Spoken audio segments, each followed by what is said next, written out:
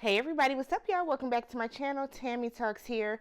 Let's talk Married at First Sight season 14, episode 4, Bliss, Brunches, and Brawls. Oh my. So if you're brand new to my channel, I do breakdowns of Married at First Sight by giving each couple their own dedicated video. That way you get everything that happened with a particular couple all at once without having to sit through commentary about couples that you don't care about from the particular season. So if you enjoy that type of content, go ahead, hit that subscribe button, thumbs up the video if you enjoy it, hit the notification bell so you don't miss the other 4 videos that are going to come out tonight. So let's talk Karen and Mark, let's talk Lindsey and Mark. Lindsey turned into a Karen at the end of the episode, and I was singing her praises all episode, and then we saw what happened. All right, so it starts off with wedding night. Lindsey and Mark are sitting down. They're still dressed in their wedding attire, and Lindsey is telling Mark how her mother didn't even have the gumption to tell her herself that she was not going to come. Her mother emailed someone else and was like talking crap about Lindsey, and then said that she was not going to come. And then she kind of asked Mark, like, so what's the story with your mother? Mark said that once his mother retired from work, she stopped dressing up as much, stopped getting dressed, just kind of all together. Once his father died, she wouldn't leave the house. So she got really, really depressed, and that's, it got progressively worse, and that's the state that she is in now. So Lindsey, they talk for a moment, and you can see that they're vibing right now. Like, the compassion is there, the chemistry is there, it's going great. So they decide to go ahead and get ready for bed. So Lindsey is saying how she typically sleeps naked, but she doesn't want to make Mark uncomfortable. And then once they get to a more comfortable place, then she'll go and sleep naked. But for now, he has to cuddle her over her clothes. And then she pulls out this thing of sage, and she starts saging the room, getting out all the bad juju. She said it was cold in the room. She turned the thermostat up to 80. I said, girl, 80? So she turns the thermostat up to 80. And Mark comes out, and he was like, it is hot in here. So they have a nice little laugh. Everything's great with them, right? Lindsey is super, super chill. So she is clearly sobered up from the wedding and the reception. So the next morning, they wake up from, they are both sitting down for breakfast. And they're saying how natural it felt for them to wake up together. It didn't feel like, they were waking up next to strangers. Like, it was a cool vibe for the both of them. So Lindsey asked Mark, like, what made him jump into this? He said that he's always been ready for marriage. He was just waiting for the right woman to appear. And that's her. He's met her. So he's cool with what's going on. She, said that she's a giver, and all the men that she has dated in the past have been just takers, taking from her. So she's, went into this process hoping to find someone that's a little bit more compatible with her. They talk about she is drinking like matcha. He tasted, he was like, oh, this ain't good. Like, great, comfortable banter. Again, Lindsey seems super, super chill. Like, we can see, and I think this is her real personality. I'm wondering if liquor plays a part in Lindsey being as annoying and as intense as we've seen her be on here. So Lindsey meets with Mark's friends, and they talk about his eating habits, and she was like, yeah, he has a suitcase full of goldfish crackers. So it's like, good conversation. They asked her, like, what did she feel? How did she feel when she first met him? And she said that she was really calm, before the wedding. And then when she saw Mark, it was just kind of like, okay. It was an okay moment. So she said she likes how emotionally available and intelligent he is. And she thinks that they are both a perfect match. She then asks how she can be supportive of his mom because, that's important to her. They tell her that, Mark isn't looking to, like, take care of his mom or move her into the house. He just wants to know that his mom is getting, that his mom is happy and safe and getting the care that she needs. So just kind of being a support system with how he chooses to handle that. And she was like, great. On the flip, Mark meets up with Lindsey's friends. and her father, who they give him a what they call Lindseys survival kit. So it's a granola bar because they say she gets hangry. She likes this particular flavor, and then they give him a no button. And they said because he seems like somebody that is always going to like give in to what she wants, and they don't want him to do that. They want him to like know how to tell her no. So they give him like a no button, and when you press it, it says no like a couple different ways. It's a cute little gift. He really appreciates it. Her father then says that, you know, he's a little worried that when she goes off the deep end, that he's going to be able to reel her back in. Her father has been talking cash-ish about Lindsey the entire time. So I am really, really wondering, does her father not want her to do this? Or does her father kind of just see her for who she is, and he wants to really and like genuinely let Mark know this might not be what you think? So he tells him that her tongue can be vicious, and that's something that he's been telling her all these years, but that tongue can be lethal. So they meet back up, and he tells, they ask about what they talked about with their family, stuff like that. He talks about how they gave him a no button. She was like, great, can I use it? He plays it kind of like, nope, this is mine. Cute little moment. So they're back at the hotel, and they find out that they are going to be going to Puerto Rico.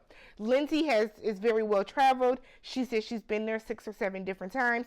Mark has never been there. Mark asks if they have hamburgers. What you won't be doing is eating a hamburger, sir. Get you some. If you want a hamburger, Mark, that's fine. But I would prefer you try some of the local cuisine. Or just try something you've never tried before. Because y'all aren't paying for this. That's the best time to try stuff, when it's not on your dime.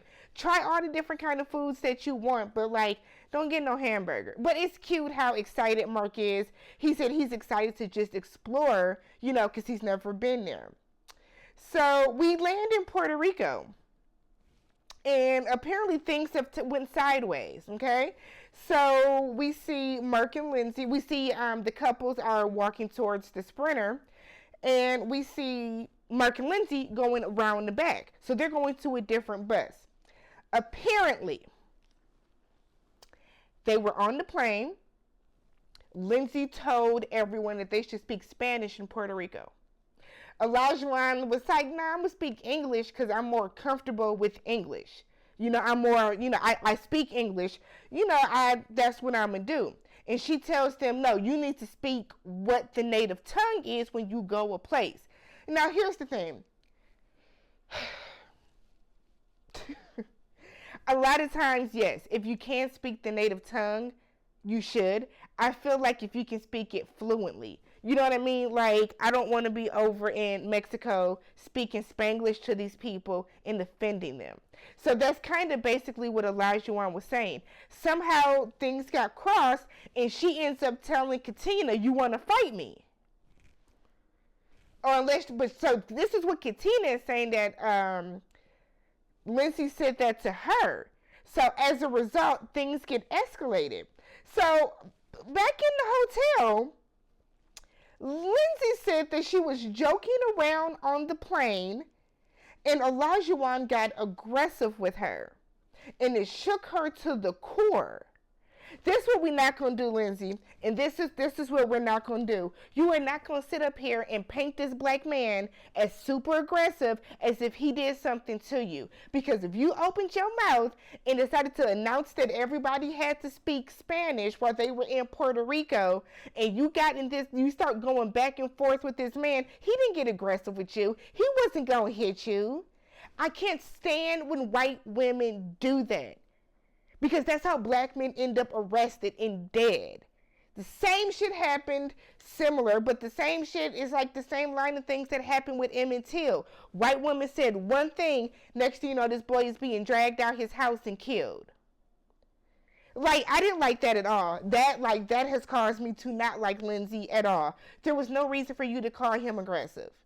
Absolutely no reason. Then for you to say that it shook you to the core and now you want to sit up here and cry on TV, don't paint that narrative unnecessarily. That's bullshit. And she knows it is. That's bull. And apparently Mark knows it is too, because while while the rest of the cast is down hanging out, getting drinks and stuff, Mark comes down and he apologized to Elijah. And what's really interesting is Mark apologized to him, said that I told Lindsey we all have different personalities. We're all just meeting each other. There's going to be some head butting and bumping along the way. We don't know each other like that yet. He said, but he told her, you're always at a 10. You got to learn to calm down and bring that down. Sometimes she's too much. So I'm wondering, did Lindsey have a drink on the plane? That's what I'm wondering. Meanwhile, Lindsey's upstairs crying, saying how she loves Mark now because Mark protected her. Mark made her feel safe in that moment. Mark had her back. Mark don't have your back now because Mark is downstairs basically telling everybody that you were wrong. It's reminding me of Gil and Mirla when Gil ran downstairs and started bad-mouthing Mirla. This doesn't seem as bad. This is really just kind of acknowledging, yeah, we were, from my family to your family, we apologize because it shouldn't have went like that. So Mark, they cheers and he tells everybody, we're all here. We're going through this process together. Like, let's all get along. Let's rock with each other. Let's have fun with each other. So Mark asks if Lindsey apologizes, will that change the dynamic and kind of get everybody back on one accord? Elijah said he doesn't need an apology. He said it's not that deep. You apologized on behalf of your wife. We're rocking and rolling. Katina, on the other hand, said it takes a lot to get her mad. So the fact that Lindsey was able to put her in that place said a lot in that moment. And I said, oh, shit. So Katina said that her personality is too much for her and she can't be with her in close proximity for too long because basically Lindsey don't rubbed a lot of people the wrong way and nobody wants to kind of be around her. And I feel like that's going to be a very growing trend or scenario with Lindsey throughout this honeymoon and throughout this season. I think we're going to see a lot of the women hanging out sans Lindsey because Lindsey clearly does too much. I also feel like I really feel like it has to do with her drinking.